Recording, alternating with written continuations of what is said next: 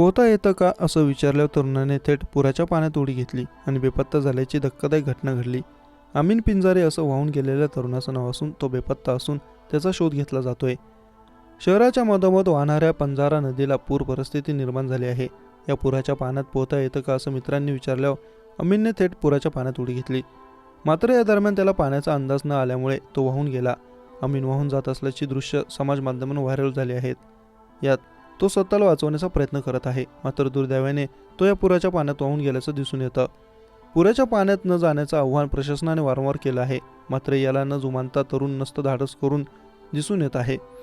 त्यामुळे शहरात आठवडाभरात 2 जणांचं पुराच्या पाण्यात बुडून निधन झालं, तर जिल्ह्यामध्ये 4 जण पाण्यात बुडून मृत्युमुखी पडले आहेत। अमीन पांझरेत बेपत्ता झाल्याचा व्हिडिओ सोशल मीडिया व्हायरल झाला। पांझरा नदीजवळील स्वातंत्र्यवीर विदा सावरकर यांच्या पुतळ्याजवळील वसाहतीत अमीन पिंजारी वयवर्ष 30 तरुण राहतो।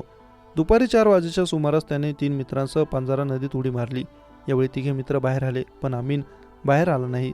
तो पोहून दुसऱ्या दिशेने जात असल्याचे अनेकांना वाटले, पण काही वेळात अमीन पुराच्या पाण्यात गटांगळ्या खाताना दिसला। त्यामुळे लहान पूल व दोन्ही काठांवरून तरुण धावत निघाले। मोठ्या पुलावर गर्दी झाली। घटना कळाल्यानंतर पोलीस आले। सायंकाळी पांझरेची पाणी पातळी वाढली, तसेच अंधार पडल्यामुळे शोधकार्य थांबवण्यात आले। यापूर्वी 7 ऑगस्ट रोजी अमीन नजीरुद्दीन लोहार नामक तरुणाने मोठ्या पुलावरून पांझरेत उडी घेतली होती।